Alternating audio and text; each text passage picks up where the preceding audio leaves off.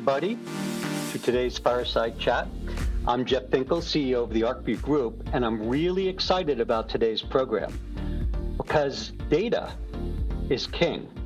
I used to think cash was king. And don't get me wrong, cash is still royal, but data is truly king because good data, when used properly, enables thoughtful business decisions in all aspects of business, including manufacturing, driving efficient business operations, and most importantly, consumer buying patterns, product positioning, and brand promise. And that's the subject for today in our aptly titled event, Dispelling Myths Around Brand Loyalty with our partner Headset Data. So we're confident that the brand managers and emerging entrepreneurs in our audience will come away with a better understanding of how to use consumer data to inform brand strategy. All right, before I pass it off to our moderator, David Abernathy, I'd like to first thank our alliance partners for their support of Arcview events. Erica, maybe you could put up the slide. So thank you to all of you guys. You really enable this for us. AlphaRoot, Dwayne Morris, GrowFlow, Green Growth CPAs, our newest, Ice Miller, ProClinical, Work, and the Zuber Law Firm. So thank you for all. Thank you, you guys. You're really very important to us. And with that, please let me just now welcome David to our virtual stage and pass it off to him to begin our program. Thank you, everybody, for joining. Thanks, Jeff, and thanks everyone for showing up. This is a topic that I'm certainly passionate about. Brand loyalty and even the concept of brand strategy was really nascent when I joined the cannabis industry in 2009. And as the industry has developed, it took a long time for brands to really start being able to focus on brand strategy in the ways that we see this happening in other industries. When we started Arcview Market Research in 2013, I would have given my left leg for the kind of data that companies like Headset are able to provide about the industry. One of the things that we do with our consulting clients on a regular basis is help them understand their consumers, understand the behavior of their consumers, and use that to inform their brand strategy. We've often done this kind of work using survey data, and survey data is a really useful tool for getting at consumer sentiment and understanding consumer demographics and archetypes. But there are also some pretty big limitations to survey data. And about a month ago, I attended a Headset Data Night where they talked about a new offering that they were rolling out specifically around brand loyalty and brand affinity. And Headset's data has been invaluable in our work with consulting clients. So I'm very excited to have Headset on with us to share some of what they've been working on and discuss these topics in more depth. So today we've got two fantastic folks from Headset joining us. Liz Connors, who is the VP of Data and Analytics at Headset, and Jewel Luray, who is the Senior Product Manager. Thanks for coming. Yeah, thanks for having me, David. I brought my authentic fake fireplace for our Fireside Chat. Excellent. So yeah, why don't I hand this off to the two of you to start sort of introducing the company, what Headset is and what you do, and then we can start to dig into some of the data that you make available to customers and what that says about the industry and how brands operate. Yeah, absolutely. Can everybody see my slides okay before we get started? Yeah, great. Well, I'm going to let Jewel take us away then.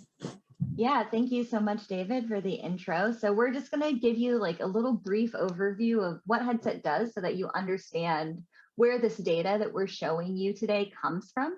And then we're going to get right into it. And we're going to talk about brand loyalty and three real parts of brand loyalty. So repeat purchase rates, switching behaviors, and wallet share. And then at the end, we'll have some time for some audience Q&A, and we'll be having some Q&A with David throughout it, because I think there's going to be a lot of interesting conversations that pop up as we go through this. So again, we've got Liz Connors, the incredible Liz Connors, one of my favorite people in the whole world, our VP of Data and Analytics. And I'm Jewel Ray. I'm the Senior Product Manager for Headset. My job is basically just making sure that Liz has what she needs to do all of her brilliance in delivering it to you. So I just wanted to go over a little bit what we do at Headset, where our data comes from. So we have three main products at Headset, and I'm going to actually start with the middle one there, Headset Retailer, because that's really where we get our data from. So Headset Retailer is basically like a BI team in a box for retailers.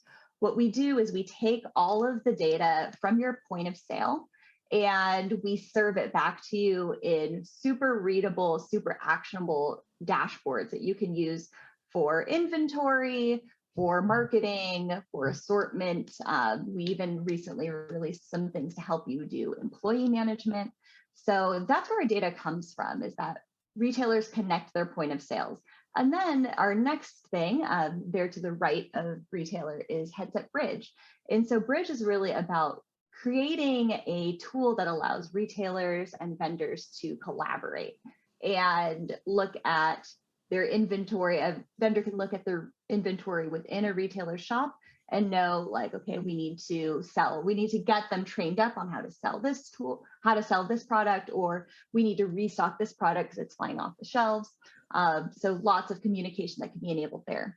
So then we take all of that data and Liz does a bunch of math to it, and that's what becomes Headset Insights, which is our market intelligence tool, where we're taking that point of sale data and we're turning it into full market reads of what's going on in a market. And I'll let Liz explain a little bit more of how that process works. Yeah, thanks, Jewel. I love to talk about the mathy bits. Those are my favorite bits. In high school, I made friends by doing people's math homework for them. And now as an adult in the business world, I make my business acquaintances by doing their math for them. So what I want to talk about today is the data process that makes insights. And I'd like you to be aware of it, because that's most of the data that we'll be looking at today. So like Jewel mentioned, we get real-time data connections from retailers across the United States and Canada. Today, that sits at over 2,000 retailers. We get their point of sale data. So every time someone comes in and spends some money or swipes their credit card, we get information about what's purchased. I believe that for every $1 spent on legal cannabis across the world, about 30 cents comes into our database. And me and a team come together and take that data and turn it into market insights. The one or the bit of market insights that we'll talk about today is actually some of the customer data. So part of our data is an anonymous customer ID that attaches to it some demographic information. So you would not know from the data what Liz Connors did, but you would know that a 37-year-old female shops about twice a month, and she buys a lot of beverages, given the fact that beverages are only about 1.5% of the market. You would also know, if we're telling secrets, that I mostly buy pre-rolls because I'm far too lazy to roll my own joints. So these are the kind of things that we can gather. We can also see the products I try and maybe don't buy again. Some of those beverages are a little too sweet. I have to worry about my blood sugar. Or you can see things that I love and continue to buy over time. So that's the data we're going to look at today. Is we're going to dig into within the consumer, so intra-consumer analysis, and then take that out to a macro level and decide what are consumers doing over time. So to get started, let's think about why branding matters. Why does brand loyalty matter? This is one of my favorite slides. I think Jewel put this together. But so here is original cannabis branding. This is not super inspiring, right? That is not what the market looks like today for anyone that's been inside of a cannabis retail store, whether it's a medical dispensary in a small town or like the big giant Planet 13 in Vegas. This is not what we see on shelves, right? These products are sleek, they're branded, they have targeted audiences, targeted consumers. And there's a lot of thought that goes into branding. At the same time, there's a lot of mind share that goes into attracting and acquiring that consumer. So what we want to do today is look at some of the branding choices that lead to brand loyalty. So brand loyalty can be defined, oh my gosh, so many ways. I can already see David like thinking he's going to make me define it like 90 more ways than I already have here. There are a ton of ways to think about it. I don't have time to do that today, unfortunately, though I would love to do that someday. But so today we're going to keep it a little more high level, and we're going to think about brand loyalty as the tendency of consumers to continue purchasing the same product over time. The thing I want to start us out with to begin with, though, is brand loyalty is neither good nor bad. It is a strategy. So having high brand loyalty can for sure be a really great strategy for brands. Having low brand loyalty can also be a strategy, though. There are plenty of brands that compete on things like price or compete on things like trying to get new consumers into the market. So there are plenty of ways to have a branding strategy that doesn't necessarily mean high brand loyalty. But what we want to do as a brand is think about, are we going after high brand loyalty? And does the actual trends that we're observing as a brand reflect what we're trying to do, right? We should always be seeing what we're trying to do take place. Otherwise, we might need to change our strategy. So today we're going to talk about most of this through the lens of a couple vapor pen brands in the state of California. And we will talk about 3 different types of brand loyalty. I'm going to start us off by talking about repeat purchase rates and switching behaviors. And then Jewel is going to conclude everything by talking about wallet share. So to get started, we'll do repeat purchase rates. This is the percentage of your customers that repurchase your brand in a set period of time. So you have a group of people that come in, they buy your brand, they take your products home, they eat them or smoke them or drink them, and then they come back in the store, and what do? Do they buy your product or do they buy a competing product? So if you are an average vapor pen brand in California, you would find that a little less than half of your customers that came back to stores and bought a vapor pen bought one of your vapor pens. And a little more than half of your customers actually only bought competing brands. So they came back in and they bought only your competitors. Now, one thing I want to point out is the light green bit of the circle where they bought your brand and other brands. So about a third of your customers will buy your product and other products. This is okay. This is actually remarkable, especially if you come from like a CPG background. This is a lot of brand loyalty, especially those ones that 13% of people that buy only your brand. That's a really big deal. Imagine if you were in the alcohol space and you found that people were buying only your brand, right? There's a person and they only drink Miller Lite, right? They drink no other brands of beer. That's an unusual person. We don't see brand loyalty like that in consumer packaged goods. People have varied tastes. People like to consume different products on different occasions. So I actually think that this brand loyalty is a very high amount of brand loyalty, especially when we think about other goods. So this is our place to baseline, and this is just an average vapor pen brand. What we want to do is talk about some brands in particular. So there on the left, what I did was just copy the data from the prior slide and make it a bar instead of a pie. And that's our average brand there. And then next to it, I put two particular brands. I put Stizzies, and I put Plug Play. Now these brands are super distinct because they're proprietary pads, right? So if you buy a Stizzy battery, the only thing you can put in that battery is a Stizzy pod. You can't get a Pax pod. You can't get a 510. It won't. I mean, I suppose you could hammer it in there if you wanted to, but you're for sure not going to be consuming that product after you've made that choice. So these proprietary pods, they see about 50% and 40% respectively of their customers rebuy only their products. This is exceedingly high brand loyalty, right? This is an example of when brand loyalty is very, very high. What I think is interesting here is for both of these, about 50% of their customers are still purchasing other vapor pen brands. So they have that CZ battery or that Plug Play battery in their purse or their fanny pack or their bucket. but they have another battery, right? They have a 510 battery. Maybe they have a PAX battery. So even when we're thinking about consuming vapor pens and you have to buy an additional piece of hardware, people are still cross-shopping brands with those two hardwares in their hand. This is really, I think, an interesting feature of vape pens in particular, right? There are a lot of product categories that don't have that extra piece that you need. Oh yeah, I'm sure Gummies wishes they had some proprietary, this is how you eat it. Yeah. And in general, right, it's interesting to look at brand loyalty across different product categories, because we do see some pretty big variation in brand loyalty between things like flower and topicals, for example, right? We see a lot more brand loyalty in topicals than we do in flower. And so really understanding what the baseline is for the product category that you're looking at and building a strategy around that is important. And it's much easier to build brand loyalty around a product like topicals or around a product that has a proprietary component that you need to buy than it would be to build brand loyalty around something like flower, where there are a huge number of choices and consumers are looking at a whole variety of sort of organoleptic factors in addition to just the branding on the tin.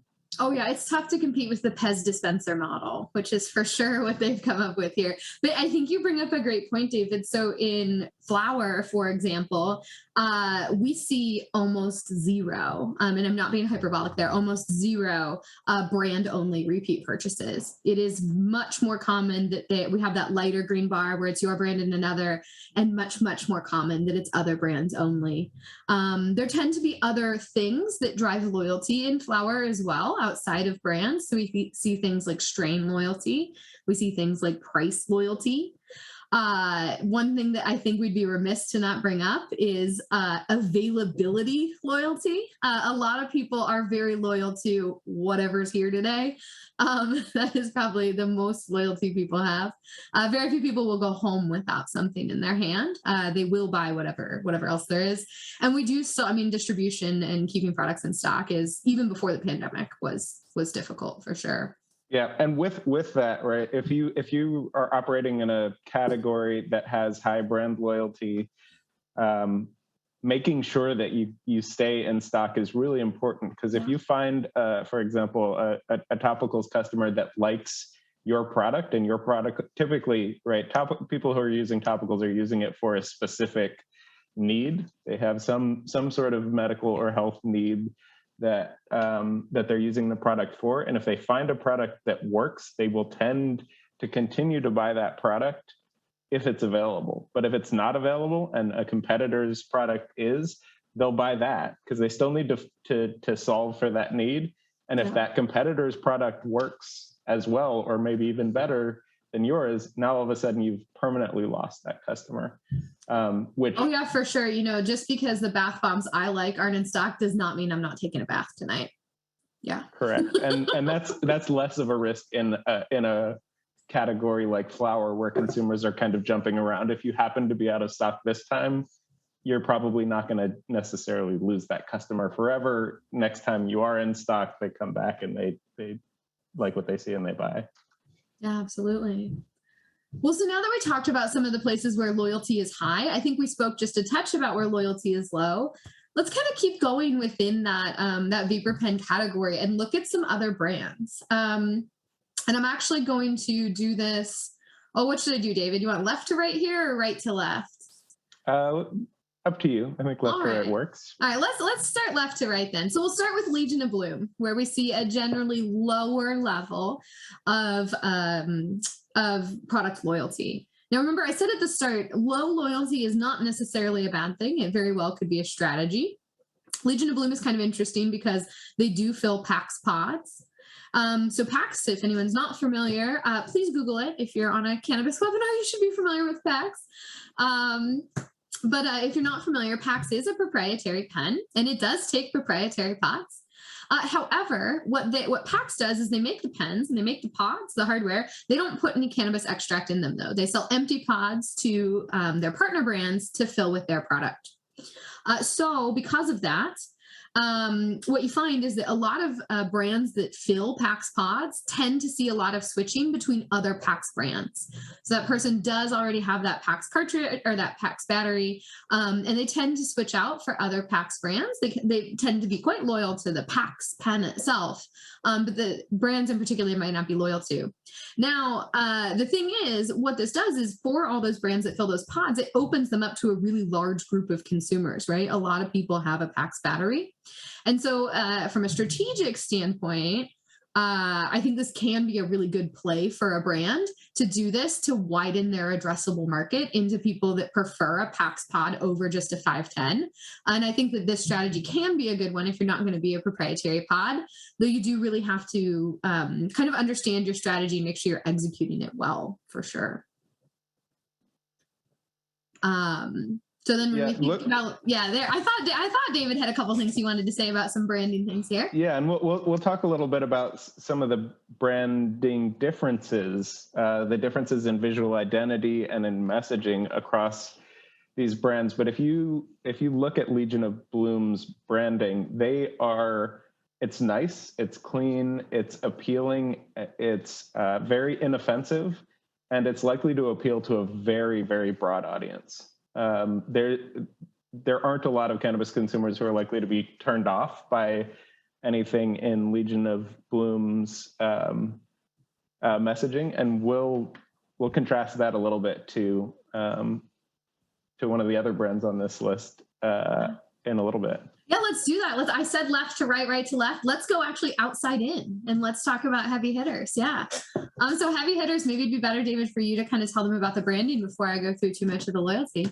Sure. So Heavy Hitters is a brand that has a really clear picture of who they're targeting and what kind of branding they need to get those folks.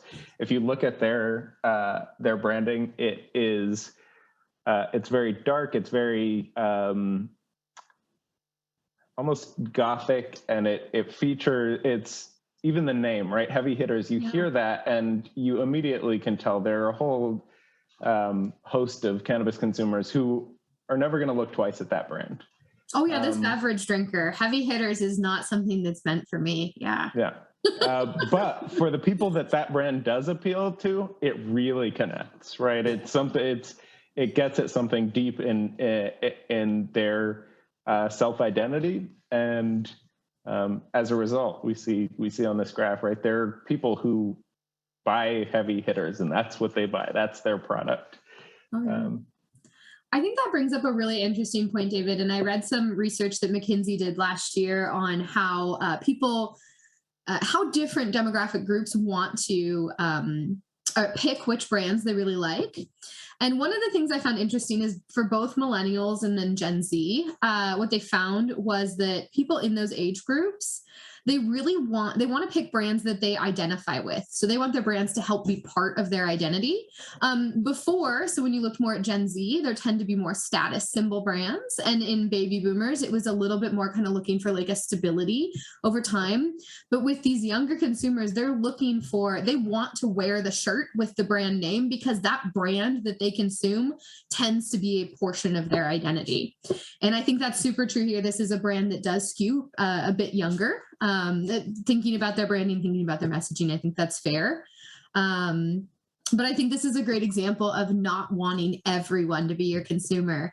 I think David was standing there with me after data night when someone came up to us to talk about a brand and they want everyone to be their consumer. I thought that is a great way to make no one really want to be your consumer. We can't please everyone. I think our moms taught us that when we were young as individuals. And when we're building our branding, we should also keep that advice in mind, I think.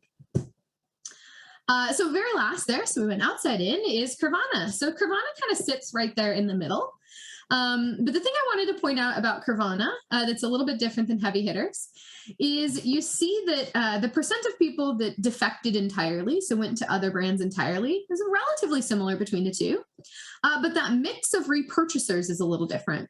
So for Pravana, they do see a repeat purchase rate, a standard repeat purchase rate of something similar to heavy hitters, but a lot more of their consumers are buying Pravana products along with an additional product. So this again is another type of repeat purchase rate. We've got the ones where they really stick with just your brand. We've got the ones where they defect a lot or change a lot. And then we've kind of got this place in between where they do repeat purchase your products, but you are a portion of their cannabis spend, not the whole amount. And looking at the way Pravana brands themselves, you again have a pretty sort of innocuous brand that's unlikely to offend a lot of folks, especially when you look at the visual identity. The name certainly has a little bit of a target market in mind, clearly. And what Pravana has done with their vape cartridges is actually create 3 categories of vape cartridges that they sell that are targeting slightly different consumers. And this is something that we've seen more and more brands do to greater or lesser extents. But they've got like a carbon series that is designed for people who are looking for really high potency cannabis. They have another series of cannabis cartridges that is targeting people who want flavorful terpene profiles that sort of represent the underlying taste of the cannabis that's going into the pods, and another one that is sort of very mild and just focused on potency without a whole lot of extra flavor or anything offensive there. So that they've identified that there are these different kinds of things that cannabis vape cartridge consumers are looking for, and they've tried to build categories to appeal to those folks specifically. And we've seen this done to even greater extents in some other categories. If you look at the brands that a company like Kiva has built, they have their Petra mints, which are really easy. If you look at the branding and marketing around Petra mints, it's really just like THC content, and it's low THC products. If you look at something like Camino gummies, they start to talk a lot more about things like terpene profiles. And then if you look at their Lost Farm brand of edibles, they really go deep into this is for the cannabis connoisseur who wants to know a whole lot of detail about the minor cannabinoid content and the terpene profiles. So they kind of recognize that consumers are coming into the market with different levels of understanding. And if you take a brand new consumer who has never thought about cannabis before and doesn't know what the word terpene means, and you throw a bunch of this really high complexity at them, they're likely to get overwhelmed and walk away. So they've got the Petra mints for those customers. Conversely, if you've got a cannabis consumer who is really familiar with cannabis, their cannabis is part of their lifestyle. It's part of how they self-identify. If you show them something that just says 5 milligrams THC, they're going to walk away. They're going to find something where they can really get into the kind of nerdiness of the product and how it's made. Is it solventless, and what are the cannabinoid profiles and terpene profiles? Yeah, I think you bring up a really good point as we think about branding strategies and building those product lines. I think, kind of what comes to mind for me, the 2 major product line strategies. One is to actually find yourself different types of consumers, right? Because what you don't want to do is erode maybe your own brand credibility with that group. So if you're known for maybe that like high potency strain specific gummies or whatever it is, you might not want to have that very entry level product. I think a lot of people remember Tiffany's kind of did that back in the early 2000s with those Tiffany's bracelets that they put out. It made a lot of young 20-year-olds wear Tiffany's, which made a lot of older 50-year-olds that were very wealthy not want to spend, $400,000 on a ring. So you do have to be very careful or one way to be careful and not allow that to happen is to have those product lines like that. I think another strategy that might even be equally as common in cannabis is to build your product lines to find different occasions. So we see that a lot in Canadian LPs, especially with flower. They might have a very premium product, a really kind of core product, and then a value product. That's very common in alcohol. When you think about like Miller Coors, the umbrella that sits under them, they have some very entry level beers that are sold. We usually call those suitcases around here, right? A suitcase of beer. That's a lot of beers in one cardboard box. They have maybe that kind of middle beer, their core beer, like their Miller, and then they hold a couple of kind of more artisanal or closer to microbrew beers. A lot of people will drink all three types of those beers, even within the same, month or something, but they're for different types of occasions. And so I think there's a lot of that kind of branding happening up in Canada where the LPs are a little more consolidated. But I think the first strategy is a bit more American today. Absolutely. And looking at that beer example, this actually brings up a really important thing for smaller brands to understand. If you're a small brand, you're not going to compete on price, right? You're not able to produce high volume product in the way that the big giant companies are. What you can do, and often much more effectively than the big companies, is create those artisanal brands, right? There's a subset of consumers, whether you're looking at the beer market or the cigar market or the cannabis market, that they're looking for something that really connects with them, that makes them feel right. And something from Miller Coors, as hard as they try, or AB InBev, right? As hard as Budweiser tries to make Budweiser Select a thing, it just doesn't land. Yeah. So what those big brands do, because they do want those artisanal brands in their portfolio, is they wait for the small folks to really create these brands that connect with consumers, and then they buy them for a lot of money, and then eventually they will dilute the sort of the promise that those brands created in the first place, and find themselves in the market again for the next new up and coming brand. So if you're a small brand, don't try to compete in areas that you can't compete with the big MSOs, and do try to find the niche that you can do better than they can. And if you do that well enough, there's probably a big exit opportunity for you if you want it, selling to those bigger folks who can't create credible artisanal brands on their own from scratch.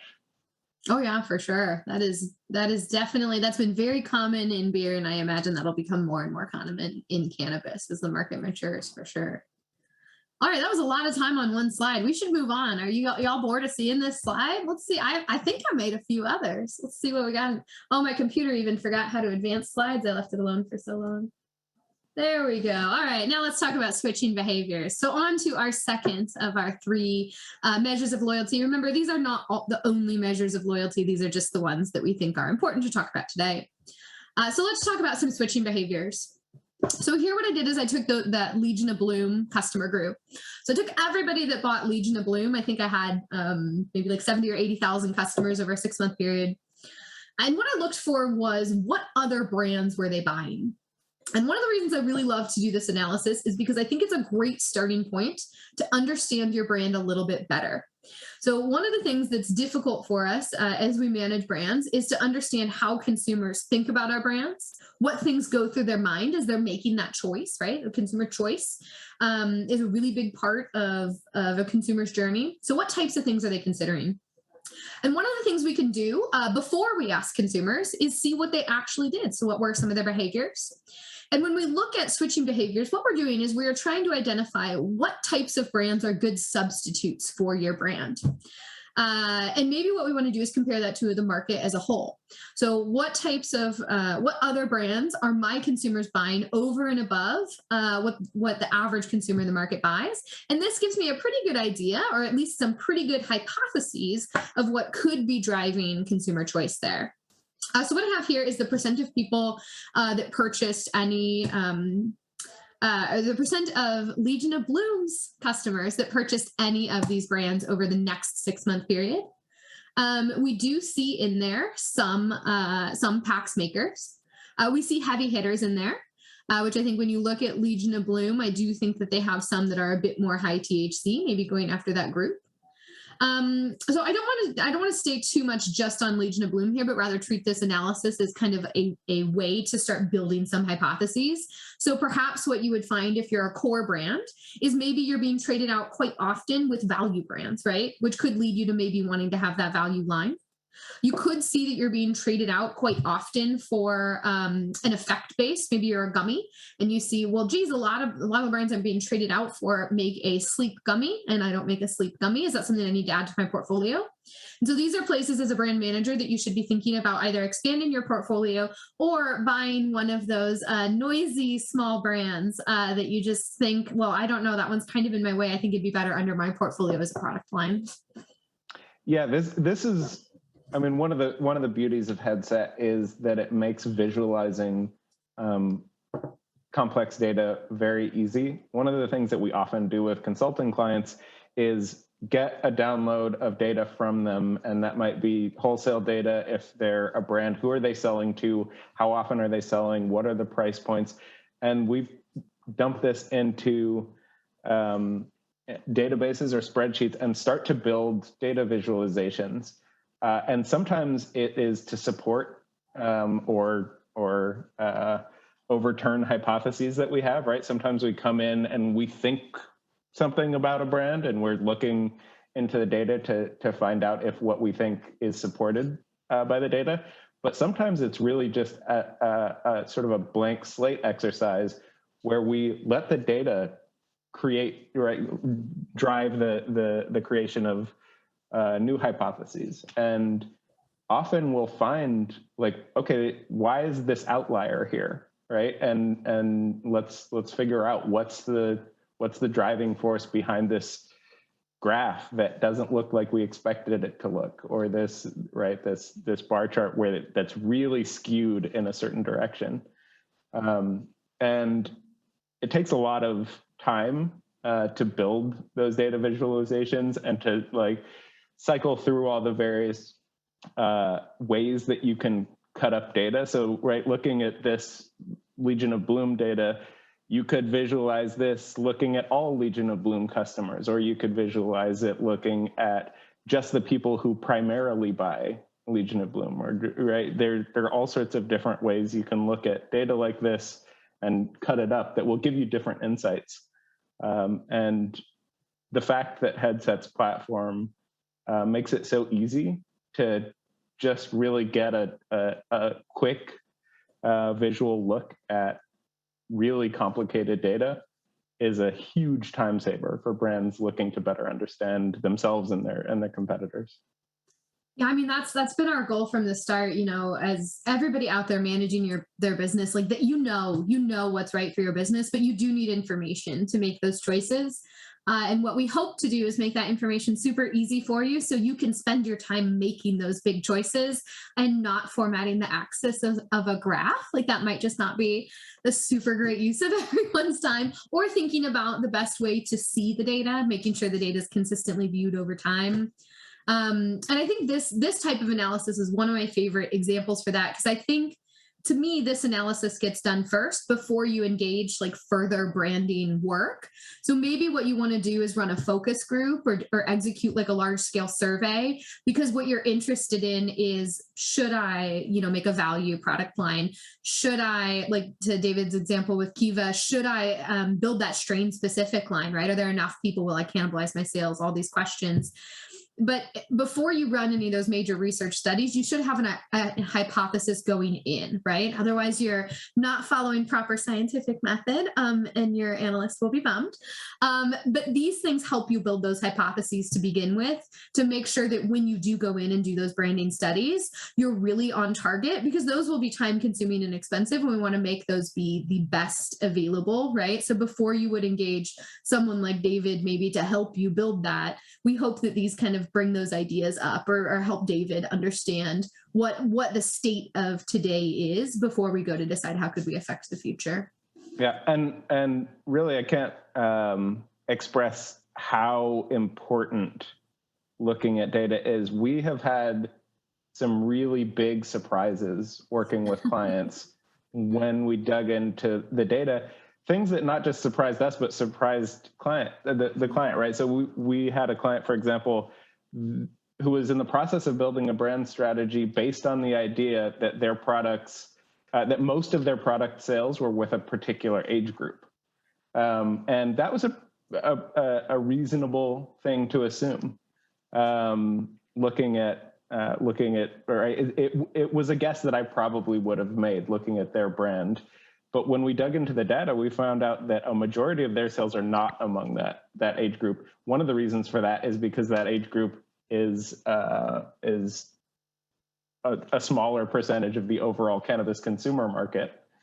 But that realization meant that just focusing on that group didn't make sense as a brand strategy. A pretty large majority of their revenue was coming from folks that were significantly younger. And that, I think, really impacted the decisions that they went on to make in a positive way. They could have spent a lot of money and created a lot of hassle for themselves trying to target a market that wasn't their biggest market. Yeah. Yeah, I had a similar, but maybe in the reverse direction client where, they thought they were like the young hip brand. And it turned out they did super well among like Gen X and baby boomer females. But when you know that, right, they ended up launching a topical product along with the product they had that did very well because that's a product that those people are looking for. And so I think as you go to build out this strategy of what to do next, really understanding who your current audience is definitely super important. But I think we've heard me talk for way too long, and it's time for the lovely Jewel LeRae to bless us with her wisdom. So I'm going to turn it over to her. And Jewel, just tell me when I need to advance your slides. All right. I could listen to you talk all day, Liz. Never good enough.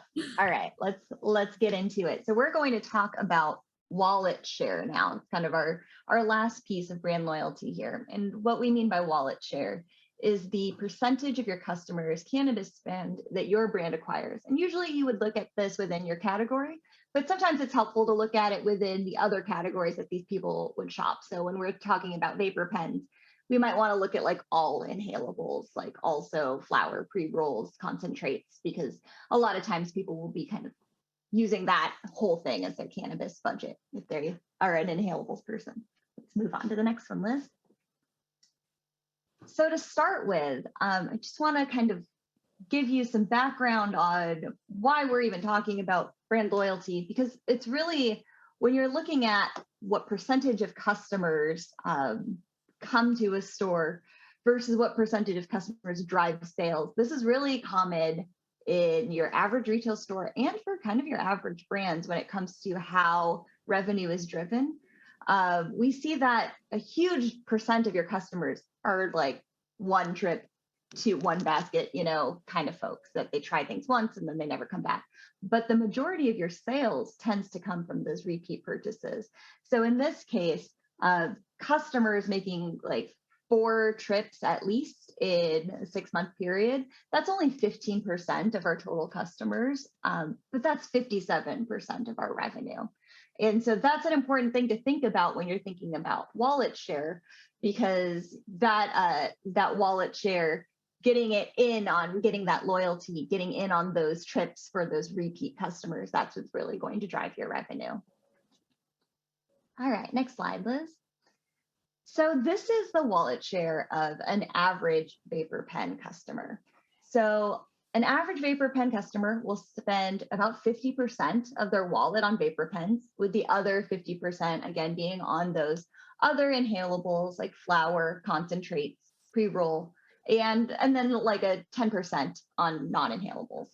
But for that 50% that's spent on vapor pens, what we see with an average vapor pen consumer is that the bulk of that, so nearly 40%, is really spent on their number one vape brand, the one that they come back to the most. That's going to be what they buy the most. And then number 2 and number 3 are kind of trailing behind at about 5% each. So there is a high amount of customer loyalty in vapes, and that's what we've kind of been talking about this whole time, right? This is not something you see necessarily in other categories like flower, like concentrates, like pre-rolls. So that's a really interesting thing that makes when you're thinking about branding as a vape company, knowing this information, I think is really important, because that's a huge number of people coming back and buying the same brand.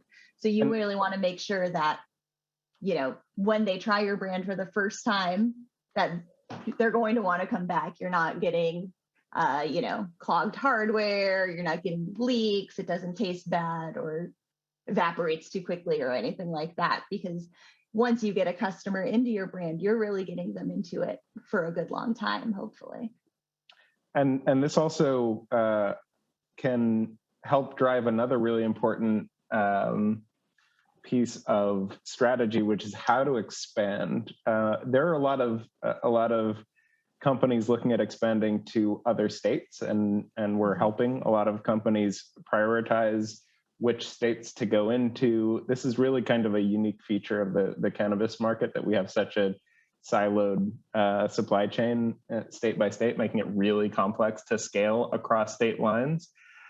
So another strategy that some brands who have kind of saturated their current state market are looking at is different product categories, right? If I'm a vape brand, I can, right, and I think I've done what I can in California. Maybe I look at Nevada, maybe I look at Oregon, maybe I look at a new market that's coming online to try to move my brand and continue growth that way. But another thing I could do is start making edibles, or start making flower, right? Start making another product category in my own state. And often there's an easier path to doing that than expanding to another state, just because of the complexities that operating across multiple states brings. But it's important to know, right? If you're a brand that has high brand loyalty, you've really connected with consumers, are those consumers consuming the kinds of products that you're thinking of moving into, right? So maybe for a vape brand that has high brand loyalty already, edibles are not as good a choice as flower, for example, because your consumers are already spending on flower. And maybe you can create a flower brand and get those people who are already loyal to your vape brand to start buying your flower brand as well. So this kind of data, looking at it sort of generally across product categories, is super useful, and looking at it specifically, understanding your consumers and what else your consumers are doing, what they're spending money on, is a really good way to build a strategy around growing sort of laterally into other product categories within the states that you're currently in. Absolutely. I think looking at wallet share from your customers, like we're looking at right now, but then also like testing that, who do I think my customers are demographically, and what do their wallet shares look like, right? So if I'm this number one vape brand here, and the majority of my customers and who I'm really targeting are Gen Z folks, and the kind of their occasions for use are, social, it's on the go, they're young, they're out. Maybe it makes sense for me to move into like pre-rolls more than concentrates, because concentrates is something you really do at home, right? You're not walking around with a dab rig, hopefully. That seems dangerous. But pre-rolls are something that is social, it's out. If you're like going for young people, that might be a better way to do it. So looking at wallet share, I think across a lot of different things, not just who your customers already are, who you want your customers to be, and what consumers of the kind of products you already make. I think those are all like good levels to look at and kind of compare. And maybe you can find some niches to fit into by doing that. I'm sorry to hop on and cut your presentation short, Jewel. I know that Liz and Jewel, we could go on and on about this because it's just so fascinating, but we have tons of questions from the audience. So I think we need to hop in on that. Hi, everyone. I'm Sarah Falvo, the Director of Community here at the Arcview Group, and we are going to jump into some of these questions. Unfortunately, we won't be able to get to all of them today, but we will try to get some answers from Headset beyond this program and kind of go from there. So, ladies, some of the first questions. Basically, how do these trends differ in medical-only states versus adult use states? Do you kind of see the same trends, the brand loyalty, things like that? Yeah, there definitely are some differences. And honestly, even adult use market to adult use market in the US can be very different because we have very different laws, very different regulatory setups. In Canada, we see provinces act a bit more similar to one another, but in the US, there are quite large differences. In particular, with medical consumers, you do often find true medical consumers that are actually using cannabis to solve a legitimate problem in their life tend to be a bit more brand loyal than people that are using cannabis for a recreational purpose, whether they're acquiring it medically or in an adult use store. We see for people that are truly medical users, we also see their spend be a lot higher. And so while they are pretty brand loyal, that wallet of theirs is much larger. And so being the third tier brand to a medical consumer actually might net you more revenue as a brand than being a first tier brand to a recreational consumer. But it does vary a lot by market for sure.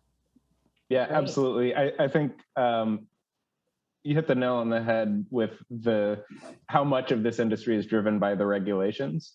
And looking at for a lot of cases, looking at medical versus adult use states isn't as informative as looking at specific states. Because if you look at a state like Utah, that's a medical state, and so is Oklahoma. Their markets couldn't be more different, and that's largely driven by the regulatory landscape that those states have put in place. Oklahoma looks a lot more like most adult use states than like most medical states. Great. And are you finding that there is a significant demand for craft and artisanal cannabis? Yeah, so I am such an analyst, and my answer is always just like, well, it depends. I can't answer a question straight. We're actually not allowed to. We have to take an oath. And that's okay. Yeah. So for sure there is demand for it. And those people again spend a lot of money. But just like connoisseur is a segment of consumer in all other aspects of consumer consumption. Consumer consumption was redundant there. But so in all aspects of consumption, a connoisseur group is a very powerful group. They tend to spend a lot. They might not necessarily be the largest group driving sales. So to be a connoisseur, one, you have to have the taste for it. Two, you want to dedicate a more substantial portion of your disposable income toward that activity. And then you have to, be willing to be engaged in this almost as a hobby, right? Like connoisseur really indicates hobby. And so there very much are those people, and they come out quite early. So when markets are new, that's really who we see flood into the markets. And to get that more like occasional user kind of takes some time to build. Though I do think that's probably where the bulk of growth is occurring today, is bringing some of those people that cannabis is maybe not like, they're not a connoisseur for sure. They're the person that wouldn't order like a fine Pinot Noir. Like they would probably order like something red, right? But they do actually spend a pretty substantial portion of money on cannabis products. And looking at how cannabis compares to other markets, you can see some really interesting trends. For one thing, cannabis is still very much coming out of this era of prohibition, and a lot of the market dynamics are still prohibition era market dynamics. So if you look at, for example, how people bought alcohol during the prohibition, they bought the highest proof alcohol they could find, and that's what suppliers were supplying, partly out of necessity, right? You don't want to, if you're bootlegging, you don't want to move a bunch of really low alcohol beer across state lines when you can make this like 100 proof, 150 proof alcohol and get a lot more sort of bang for your buck, if you will. Looking at how other markets have evolved, we see similar things. So good coffee used to be strong coffee, right? That was it. It was the stronger the coffee, the better. That's no longer how people buy coffee. It's no longer how people buy alcohol. There are all sorts of other things that folks are looking for. And really, there's a role for brands to play in helping to build and maintain the culture of connoisseurship in the cannabis space. If you look at non-durable goods markets that have a strong culture of connoisseurship, every single time you see opportunity for small businesses to compete with large businesses. You see opportunities for these artisanal brands, these connoisseur brands. But that's not the case in markets that don't have a strong culture of connoisseurship. Smoked tobacco is an interesting one. Cigarettes don't have a strong culture of connoisseurship. You walk into a store, you've got 50 choices of cigarettes. They're all the same price, plus or minus $1 or $2, and they're all made by a few big multinationals.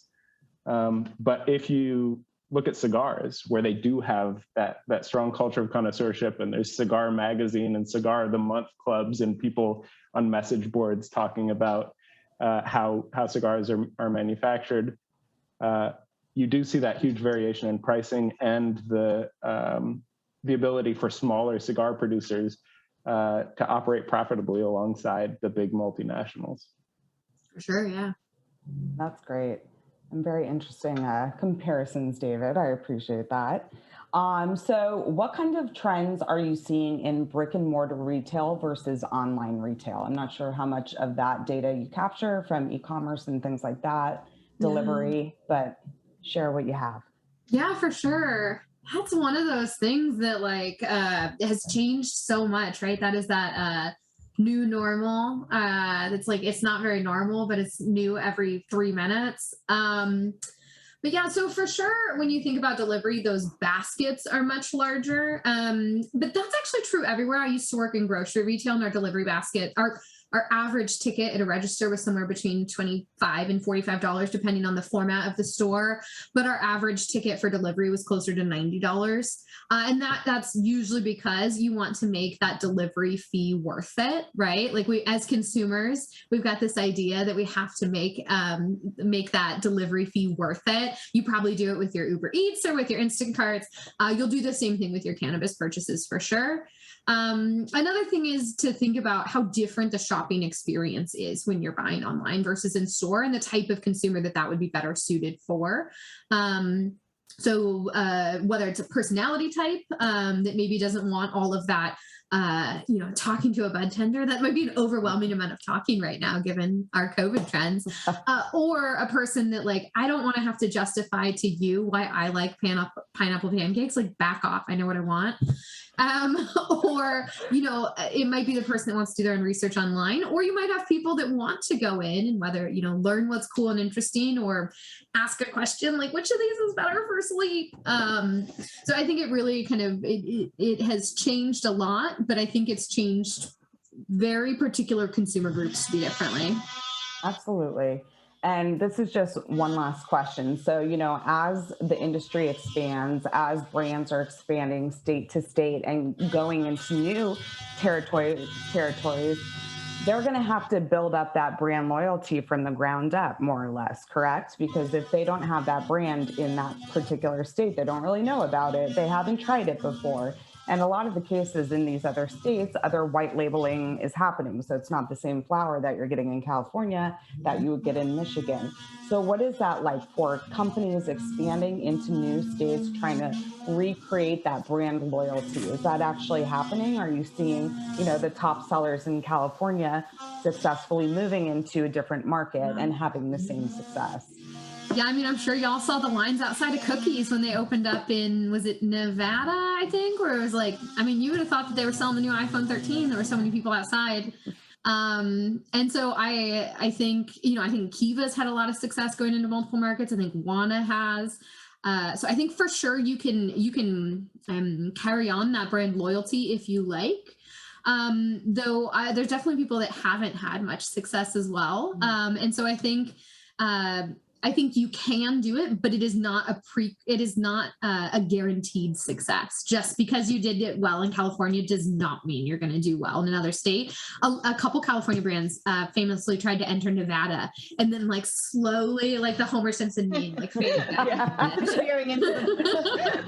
Yeah, there are some brands who have been really successful at this. Others not so much. Wild has done a great job. Kiva, when you look at Kiva and the states that they choose to move into, they're very strategic in looking for states where they do think that they can be one of the dominant edibles brands. Mm-hmm. And so they might look at a state that has a lot of potential, but not move into that state because there are already several dominant brands that they would be competing against. And there are 36-ish legal cannabis markets in the United States that brands can choose to move into. They all come with their own peculiarities and challenges and market sizes and growth rates. But looking at the competitive landscape is something we spend a lot of time doing for our consulting clients, and something that's incredibly important if you want to be able to go in and really build the kind of success in a new state that you may have already built in the state you started in. Absolutely. Well, we are past our time to wrap up. So I just wanted to thank Jewel and Liz from Headset again. Thank you for your data. Thank you for your insight. Thank you for sharing your time with us. And David, always great to see you and hear your take on everything as well. So thank you so much from the Arcview Group. And just a reminder, we will be at MJ BizCon at a booth. So come by, stop and say hello and chat with us more and see if you'd like to be a part of the Arcview network in any way, shape, or form. And we have a number of programs coming up. You can check out our website at arcviewgroup.com. So thank you again for joining us. We hope to see you soon and have a great day. Bye, everyone.